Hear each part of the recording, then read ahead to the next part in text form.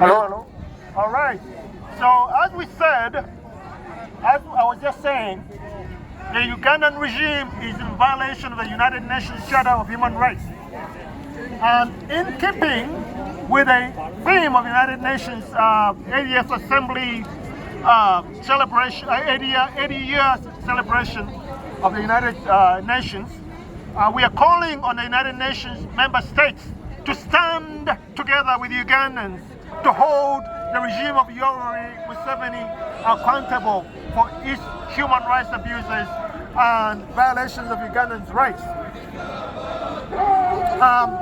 We Ugandans have filed cases against the Museveni regime in the International Criminal Court, which is one of the UN affiliated bodies.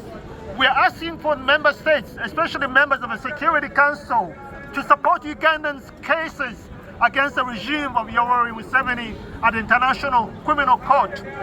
The regime has committed genocide in many parts of Uganda, from northern Uganda, where the crimes are now attributed solely to Joseph Kony.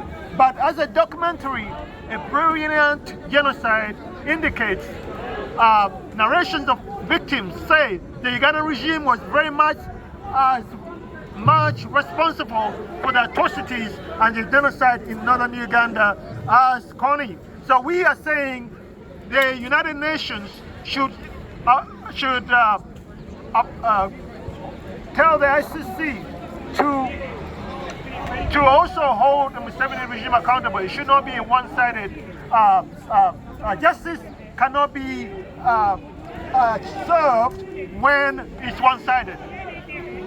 Two, Ugandans have filed a case against Museveni regime at the International Criminal Court for the massacres in Kasese in 2016, where over 100 men, women, and children were massacred by the regime of Museveni because he had a dispute with a traditional ruler of that region. Many Ugandans have lost loved ones since 2021 because they supported the opposition. And many Ugandans are still abducted today. And many are raped and sodomized by the regime. So there are so many crimes against humanity, and we are asking the United Nations to stand together with Ugandans to ensure that there is peace and human rights in Uganda.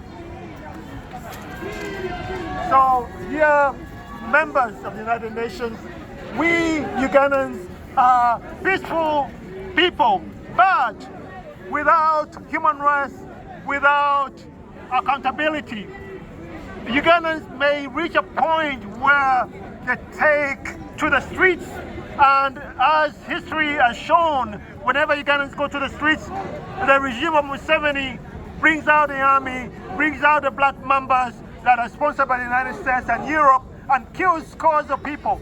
But that may not stop Ugandans from rising up, and when that happens, we don't want the United Nations to come like they did after the Rwanda genocide, when the regime in Rwanda and external forces massacred people. That is likely to happen unless the United Nations stands with the Ugandans and intervenes and say enough is enough. You, as a member of the United Nations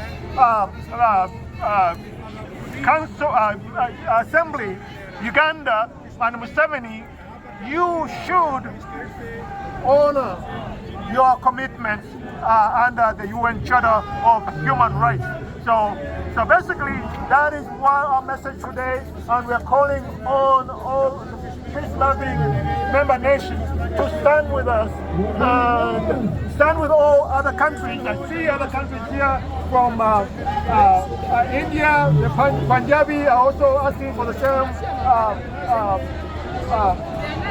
consideration that the United Nations lives up to the Charter and actually stands with long-suffering people all over the world and hold regimes and governments accountable for human rights abuses.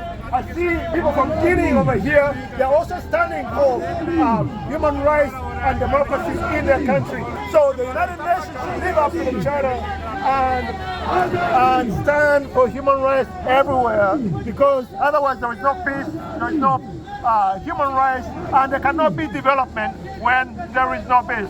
Thank you so much for your attention.